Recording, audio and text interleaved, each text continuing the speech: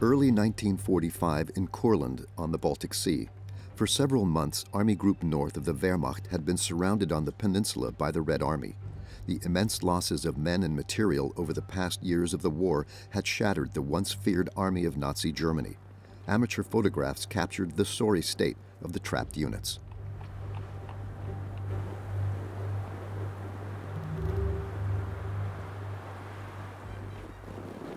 Nazi propaganda, on the other hand, still clung to the myth of military strength.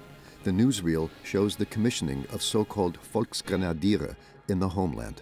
Diese Waffen werden Ihnen heute zu treuen Händen übergeben. Die Heimat schafft sie Ihnen in schwerer Arbeit auf unter Frontnahmebedingungen. So gehen Sie mit Freude und Eifer an Ihren Dienst, immer Ihre Pflichten vor Augen, damit Sie am Kampfe um die Erhaltung des Reiches die besten Grenadiere des Führers sind. Volkssturm men, youths, and stragglers formed the personnel of the newly formed units. What was particularly perfidious, even in a hopeless military situation, the men swore an oath to the Führer.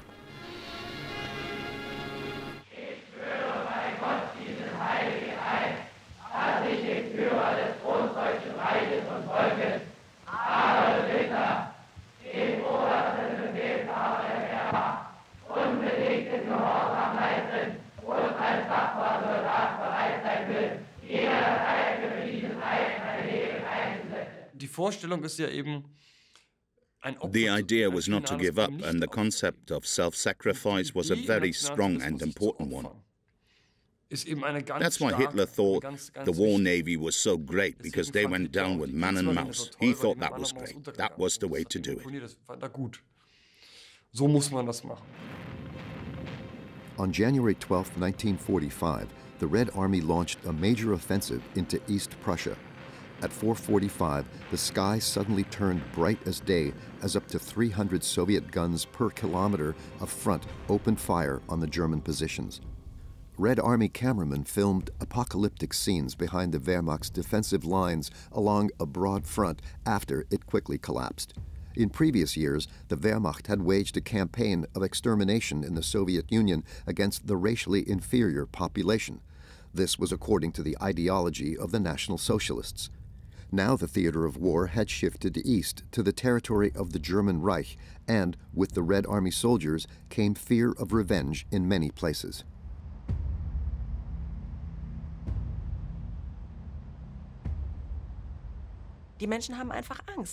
People were simply afraid. They were told that the subhumans of the Red Army were coming. They also knew what sort of atrocities had been committed before in the Soviet Union. So it was a mixture of prejudices and a real fear of Red Army brutality. And people recognized what crimes Nazi Germany had committed, and they knew people would want to take revenge. In view of these prospects, many of the approximately 2.5 million people who lived in East Prussia at the time wanted to leave their homeland as quickly as possible and flee to the west. But there was a problem. The Nazis forbade escape for a long time. They wanted the positions to be held, and thus to be able to counter the Red Army, which contributed to the fact that the escape then took place so abruptly. People left at the last minute with makeshift luggage and were often wiped out in the course of the war.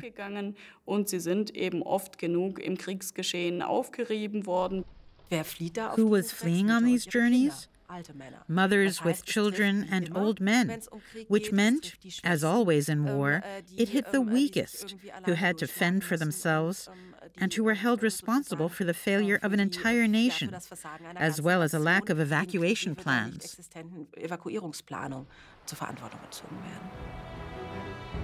Because the land route to the west was largely cut off by the Soviets, many people fled across the frozen lake. But further dangers lay in these coastal waters. The provisional destination for many was the Baltic Sea coast near Gdansk.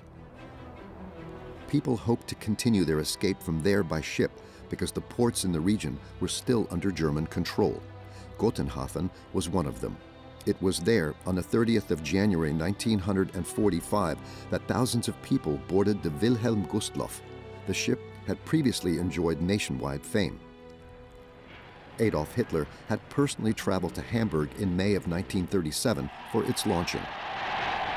Ich taufe dich auf den Namen Wilhelm Gustloff. For years, the ship had served as a cruise ship for the Nazi organization. Kraft durch Freude, strength through joy. Party comrades relaxed on its decks during cruises through the Mediterranean and North Sea. Now, the ship was supposed to help bring refugees and soldiers to the West. It was overloaded with thousands of people on board when it set sail. Because of the heavy weight, the captain selected a course through deep water. This led the ship far out into the Baltic Sea, where the Soviet Navy also cruised. At around 9 p.m., the ship, the Wilhelm Gustloff, which was named after a leader of the National Socialist Party who was murdered in 1936, was discovered and torpedoed by a Soviet submarine. It sank in the icy waters. At least 9,300 people died in the disaster. It wasn't a war crime in legal terms because the Gustloff was sailing dark in hostile seas, was armed, and there were soldiers on board. So in a way, according to the laws of war, it was legal to attack the Gustloff. Whether it was legitimate is another question, and everybody has to answer that question for themselves. On the other side of the world, too, the war raged on unabated. U.S. naval units were cruising off the Japanese island of Iwo Jima, about 1,000 kilometers south of Tokyo. In mid-February of 1945, battleships opened fire on the island, which is only 21 square kilometers in size, but was strategically important. U.S. bombers took off from the Mariana Islands and provided air support for the operation. The volcanic island of Iwo Jima was an important location because there were airfields and because it was useful as an emergency landing site for bombers, so it became a strategic asset. And that's why Iwo Jima came into focus. Shortly before 9 o'clock in the morning, war correspondents from the U.S. Government Office of War Information filmed tens of thousands of U.S. Marines as they landed on the island 3 days after the attack began. This footage of the fierce fighting around the so-called Sulphur Island later formed the basis of the documentary film To the Shores of Iwo Jima.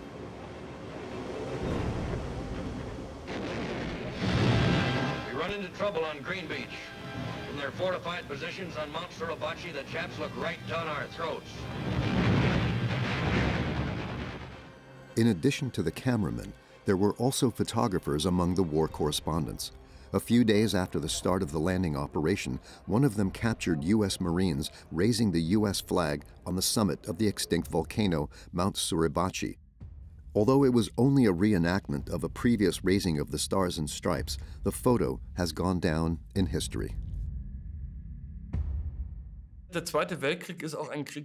World War II was a war of images, yes. Out of millions of photos, we have 5 or 6 photos that we all know.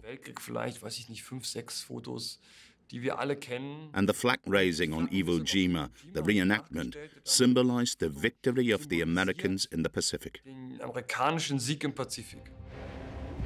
But it would be several months before American victory in the Pacific was achieved. The fighting around Iwo Jima alone raged on for weeks after the photograph was taken on the volcano's summit. The Japanese defenders pursued bloody tactics.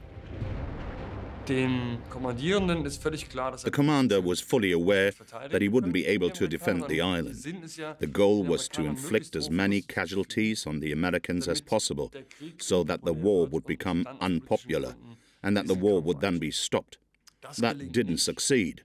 But nevertheless, the number of dead was immense. More than 6,800 Marines died before the island was completely taken. Added to this, there were nearly 20,000 wounded. On the Japanese side, a large part of the approximately 20,000 defenders lost their lives. only 216 surrendered to the enemy. Overall, the Americans were very surprised by the Japanese willingness to make sacrifices, which were shown in the operations of the defense of Iwo Jima. No one actually believed that the Japanese would really fight so rigorously to the last man, and that played a very big part in the Americans changing their mind, because at some point they said, we're going to have to end the war differently. Japanese troops were not just vehemently resisting the threat of defeat on Iwo Jima. Since October of 1944, their commanders in the Pacific had been using a new approach, kamikazes. Pilots swooped down on enemy warships in their planes, risking their own deaths. Vice Admiral Takajiro Onishi, commander of the Japanese Naval Air Forces, had developed the idea. That was, of course, a complete shock for the Americans. They hadn't expected it. It was a completely new form of warfare. They hadn't expected that willingness to make sacrifices.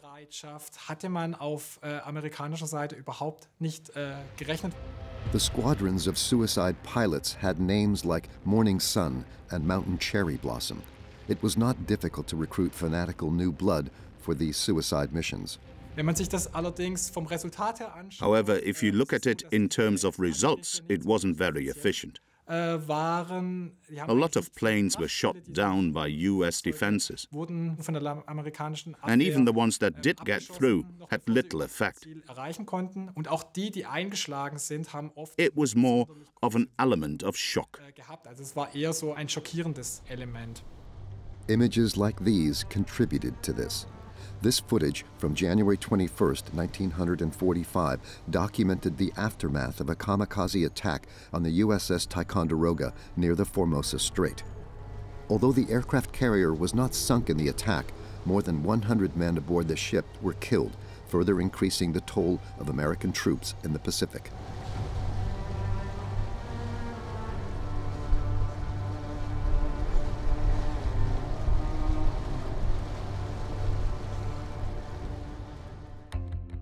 Almost 2 weeks later, the Big Three of the anti-Hitler coalition met at the Soviet seaside resort of Yalta. For years, Great Britain, the Soviet Union, and the United States had been united against Nazi Germany. Now, the war in Europe seemed to be decided in their favor. Its end was just a matter of time. British Prime Minister Winston Churchill, Soviet dictator Joseph Stalin, and US President Franklin D. Roosevelt made plans for the future and fleshed out the agreements of a post-war order that they had agreed on at the Tehran summit about a year earlier. The Big Three gathered at Yalta, and now the issue of the westward shift of Poland was decided, and it was clear that there would be occupation zones, and there was also discussions about what would happen in the Pacific. So far, the Soviet Union had not taken part in the fighting against Japan. The US president, who was in poor health, wanted to change this in order to end the war in the Pacific quickly and to avoid further heavy losses.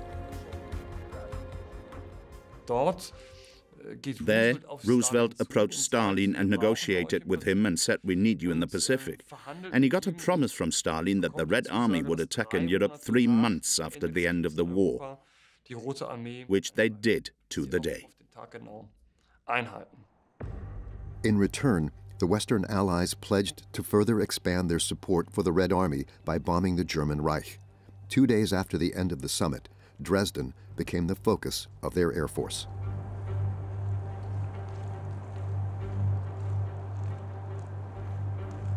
Around 800 British Lancaster bombers took off on the 13th of February 1945 to attack the then 7th largest city in Germany, which had previously been largely spared from airstrikes.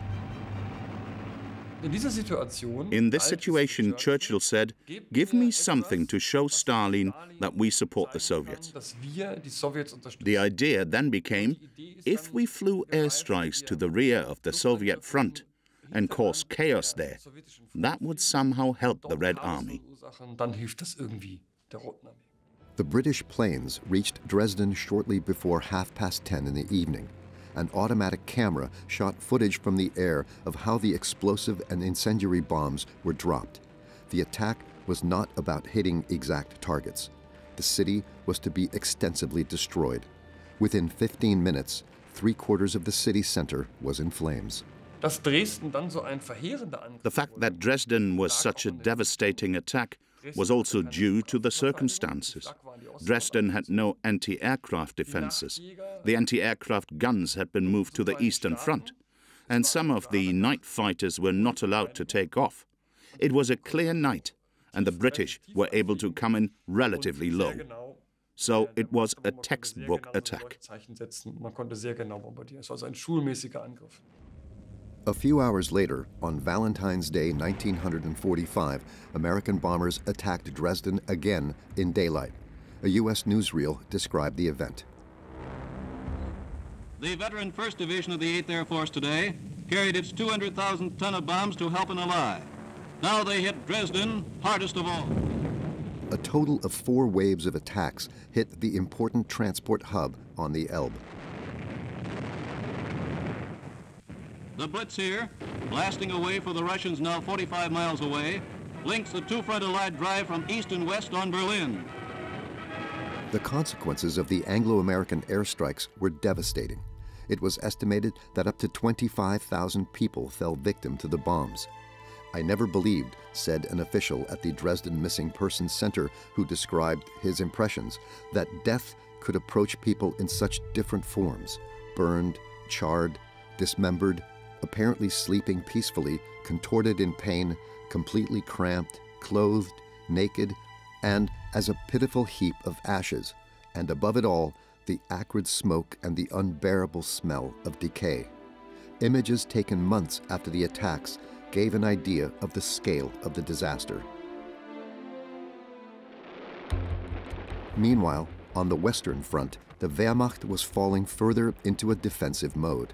In the fall of the previous year, the Allies had liberated Aachen, the first major German city.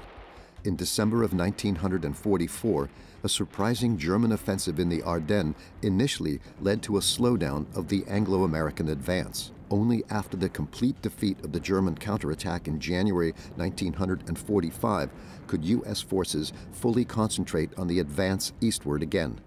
They encountered fierce resistance at Jülich. A German newsreel reports. Bei Jülich gehen deutsche Eingreifreserven zum Gegenstoß über.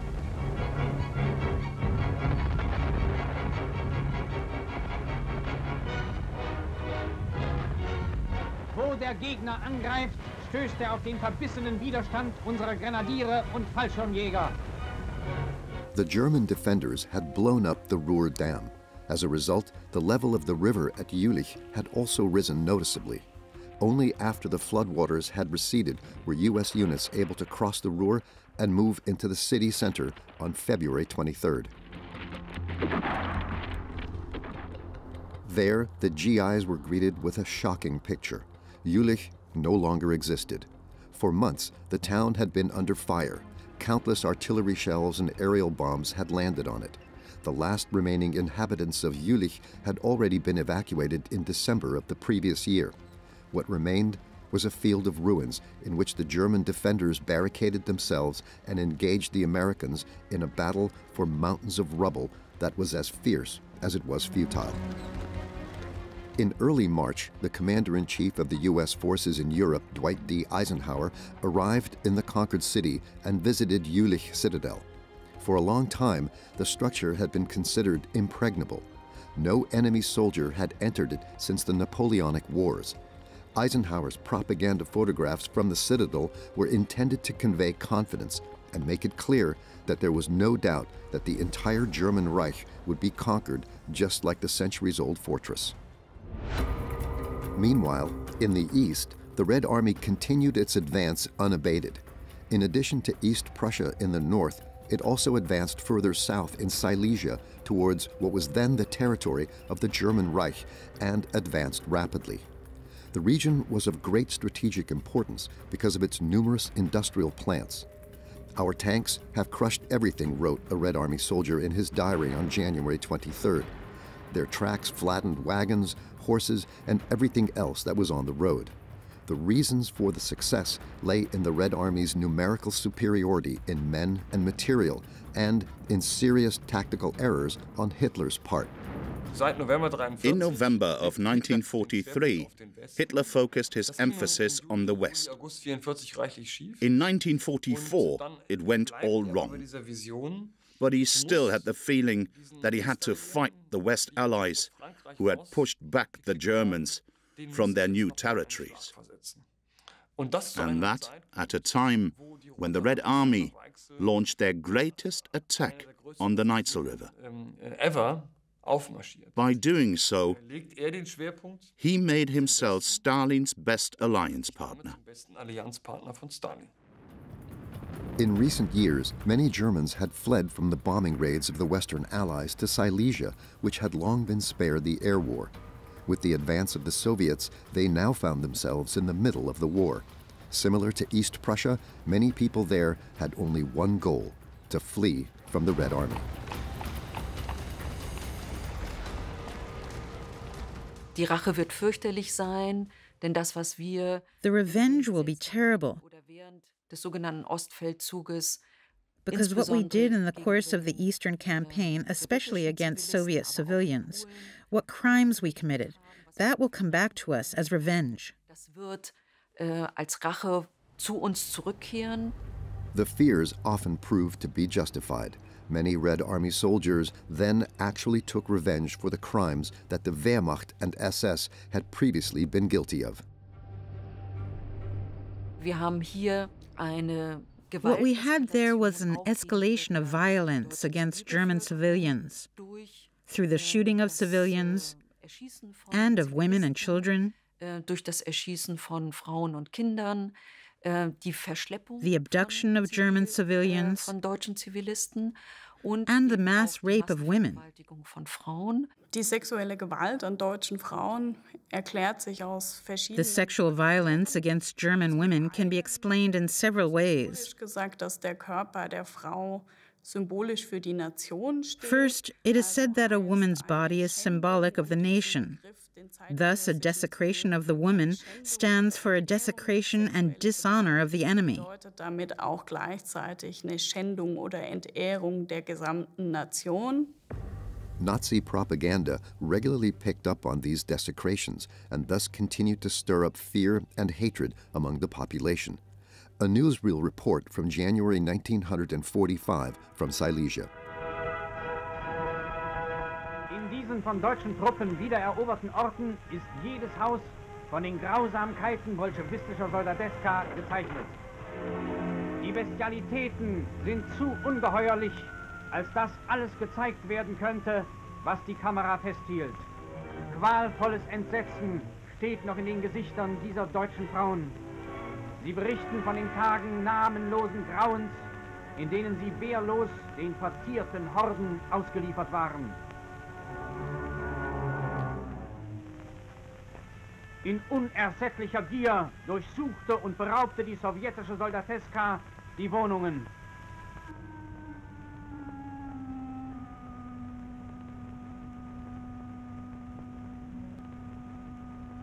Despite the militarily hopeless situation, leading National Socialists continued to say that capitulation was a no-go. Instead, they continued to cling to strategically outdated concepts to stop the Red Army.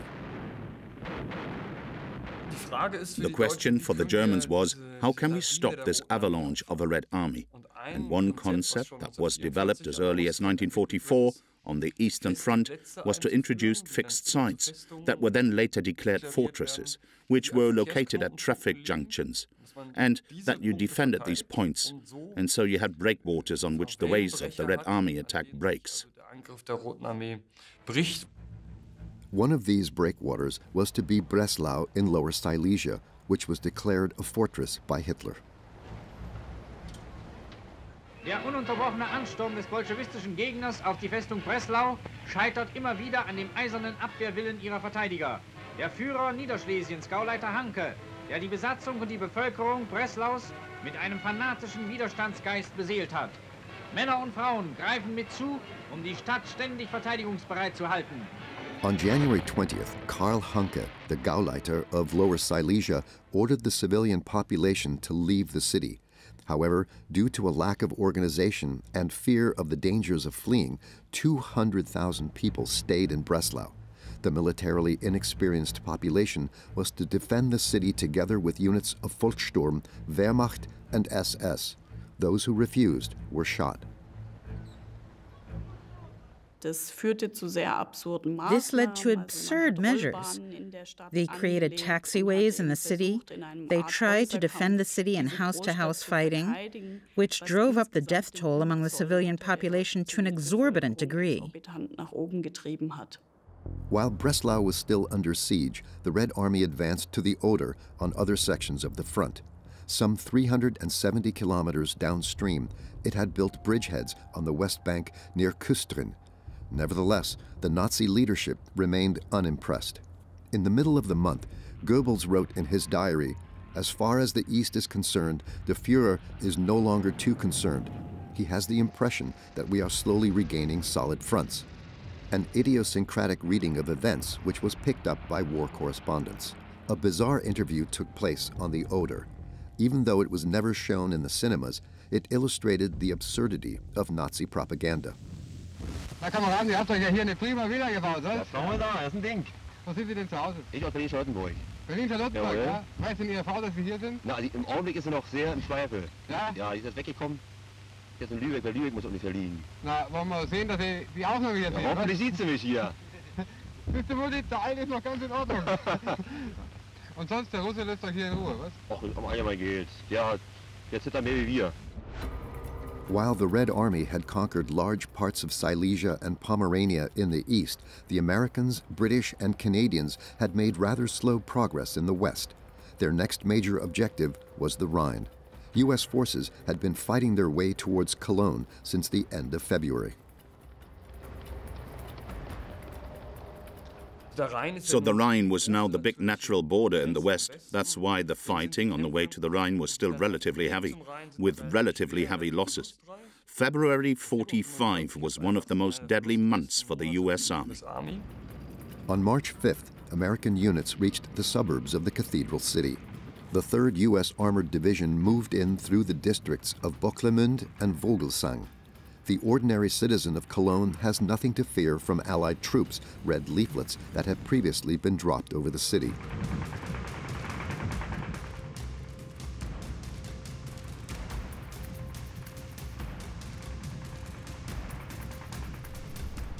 A day later, the GIs fought their way into the city center and witnessed a young woman who was apparently caught between the lines in her vehicle on Christophstrasse.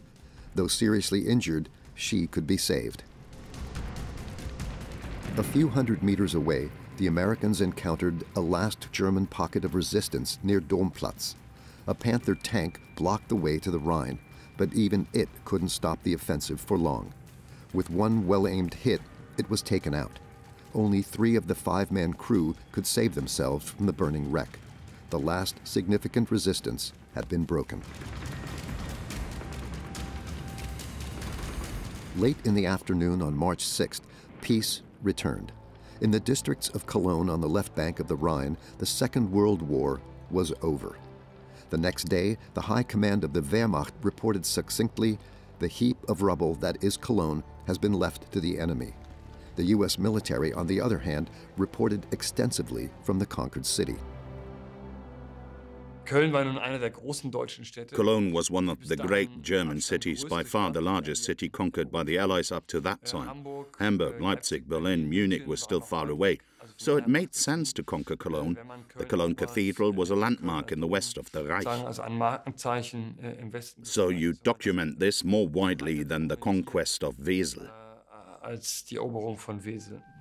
As part of the Special Film Project 186, Army Air Force cameramen accompanied the advancing U.S. troops. In Cologne, they captured the immense extent of destruction on 16mm color film. To this day, their images provide a depressing testimony of the city, almost 3/4 of which had been destroyed. U.S. leadership placed great value on the work of the cameramen. Film had already played a big role in World War II as documentation, but also as propaganda. Camera technology was portable and practical, and eventually also in color, shot in color by the Americans. And they wanted to bring the images home with them. They wanted to document not just for the cinemas, but also for the military internally. Before the defeat, the defenders of Cologne had successfully blown up the bridges over the Rhine. Thus, for the time being, the Allies were denied a way across the river.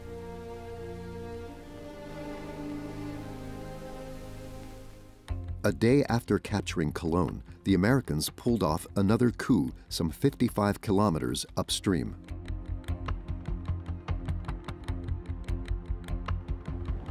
A small advance party of the 9th U.S. Armored Division reached Ludendorff Bridge, which spans the Rhine near Remagen. To their surprise, the bridge had not been blown up, and there was also little or no resistance from enemy troops. The Remagen Volkssturm didn't assemble. If the Remagen Volkssturm battalion had been there, had fired a few more rounds, then this small patrol, there weren't that many American soldiers, wouldn't have been able to reach the bridgehead so easily. The bridge was successfully captured in a surprise attack. The action was reenacted for propaganda purposes a few days later. Thus, during the next 24 hours, more than 8,000 U.S. soldiers reached the eastern bank of the Rhine. Wehrmacht units tried to correct their mistake and destroy the bridge by airstrikes and artillery fire.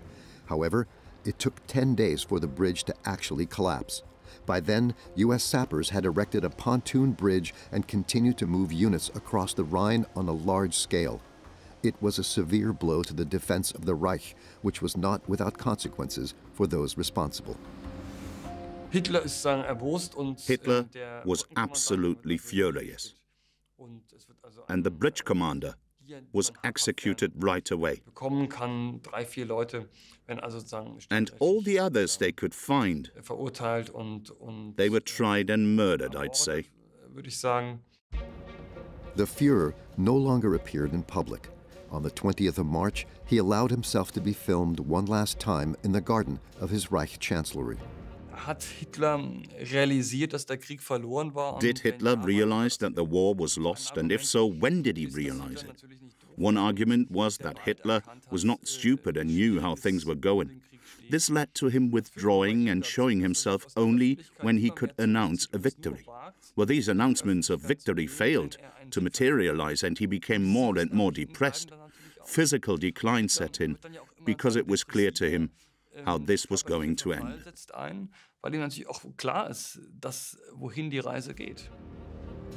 Here, the Führer awarded Hitler Youth who had distinguished themselves militarily.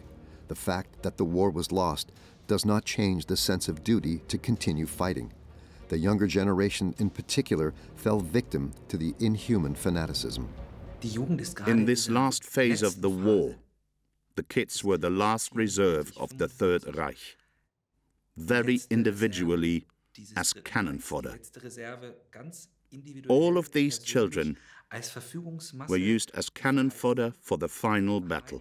Ich war bei unserem ersten Angriff auf Befehl des Bandführers als Melder eingesetzt. Ich musste eine sehr wichtige Meldung zu den Sturmgeschützen zurückbringen und diese heranziehen. Diese kamen dann auch nach und so ermöglichten sie uns das Eindringen in das vom Feind besetzte Dorf und so hoben wir die Bereitstellung auf. Als der Russe näher an Lauban heranrückte, habe ich mich dem Kampfkommandanten von Lauban freiwillig als Melder zur Verfügung gestellt. Meine Aufgabe bestand darin, Meldungen zu den einzelnen Kompaniegefechtsständen zu bringen. Außerdem habe ich oftmals Panzerfäuste und Verpflegung in die Hauptkampflinie geschafft. The boy with the bazookas was Wilhelm Hübner. At the time, he was the subject of numerous newsreel reports. 16-jährige Hitlerjunge Wilhelm Hübner hat sich bei der Zurückeroberung von Lauban als Melder in den Reihen der Grenadiere hervorragend bewährt. Er erhielt vor wenigen Stunden das Eiserne Kreuz. The Lower Silesian city of Lauban in present-day Poland had already been largely captured by the Red Army in February of 1945. In early March, however, it was recaptured by the Wehrmacht, one of the extremely rare German success stories of those days.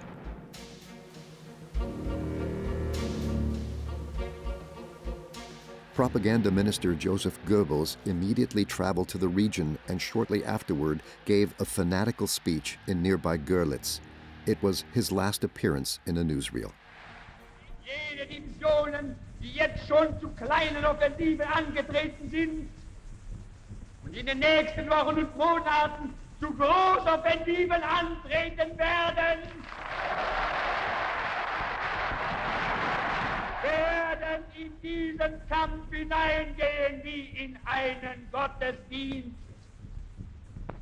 Und wenn sie ihre Gewehre schultern und ihre Panzerfahrzeuge besteigen, dann haben sie nur ihre erschlagenen Kinder und geschändeten Frauen vor Augen und ein Schrei der Rache wird aus ihren Kehlen emporsteigen, vor dem der Feind erblassen wird.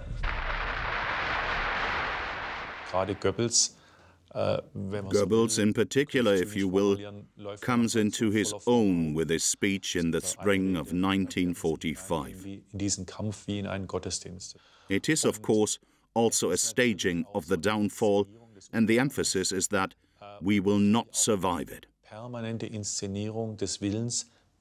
That's it, actually. There's always talk of the turning point and of victory. But the underlying motif is actually it's Nazi ideology or nothing. NS-Ideologie oder nichts.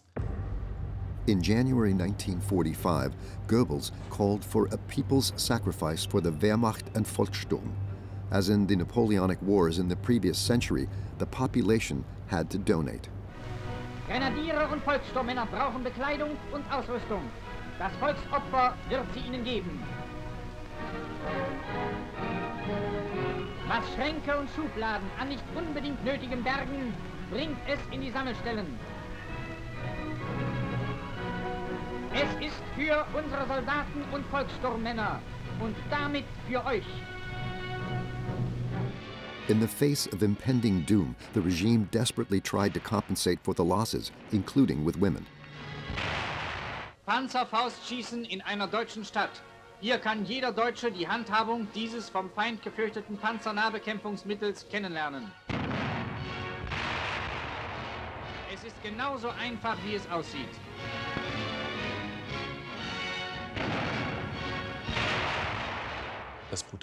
The brutal thing, of course, was the distance of these bazookas, which was a maximum of 100 meters, usually 50, 60, in order to be really effective. Those who fired them, of course, always paid with their lives. Of course, that was also the cynical calculation of the regime. A Volkssturm man who then carried it out, who destroyed an enemy tank. It was the choreography of doom. The territory still under German control was shrinking day by day. According to the will of the Nazi leadership, people had to now sacrifice not only clothes and iron, but also themselves. This was an indication of the regime's lack of inhibition and brute willingness to die, which in the end was ready to open all the floodgates, to discard any form of responsibility, and to do everything possible to continue this war, no matter how futile it had become, to the last bullet. On March 19, 1945, U.S. B-29 superfortresses were loaded with bombs on Saipan, the main island of the Marianas. The target of the long-range planes was the Japanese capital. Mission Commander Major General Curtis E. LeMay had previously made a major decision. As part of Operation Meeting House 2, Tokyo was to be attacked not only with explosive bombs, but also with incendiary bombs. These were also to be dropped over residential areas. An armada of bombers took off from 3 island airfields on the afternoon of March 9th. Each of the more than 300 planes was loaded with 40 cluster bombs, each containing 1,500 napalm bombs. The GIs called them Tokyo calling cards. Original footage of the large-scale night attack is not available. Scenes shot later showed the superfortresses dropping their deadly load. more than 1,600 tons of bombs were dropped from a low altitude over the urban area. Japanese houses were mostly made of wood and paper and immediately burst into flames. Strong westerly winds ignited a firestorm. Up to 100,000 people were reported to have died in the operation. Over 40 square kilometers of the city was destroyed. The attack is still considered the heaviest conventional airstrike in history. Damit wollte man dem japanischen Kriegsgegner ganz klar The intent was to convey the message to the Japanese opponents of the war that Japanese war propaganda had very strongly stirred up the will on the part of the Japanese soldiers to really go to their deaths. Auf Seiten der japanischen Soldaten geschürt, wirklich bis in den Tod zu gehen. The fanaticism with which the Japanese military fought was once again evident on Okinawa. The largest island in the Ryukyu chain is located about 500 kilometers off the southern main island of Nippon. The U.S. military had assembled 180,000 troops for an invasion of Okinawa. When the enterprise launched on Easter Sunday, 1945, the GIs initially encountered little resistance. The defenders had retreated into the hinterland, where they put up fierce resistance. Wenn wir an die Schlacht Okinawa denken, hier haben sich sehr, sehr viele... When you think about the Battle of Okinawa, a lot of civilians there were holed up in caves, and Japanese Americans were deployed here to deliver the message in Japanese. Come out of the caves. Surrender. It doesn't make sense for you to kill yourselves or to wait to die by flamethrowers or by hand grenades. But not everyone was willing to give up. For example, teachers would throw themselves and their students to their deaths from cliffs on the island to escape life under U.S. occupation. It would take months before Okinawa could be brought completely under American control. On April 12, 1945, U.S. President Franklin D. Roosevelt died at the age of 63. In a funeral procession through the streets of Washington, Americans bid farewell to their head of state. Vice President Harry S. Truman became his successor. In Berlin, the news caused a furor. Here, you have the miracle I always predicted, Hitler is said to have shouted when he heard of Roosevelt's death. Now, who's right? The war is not lost.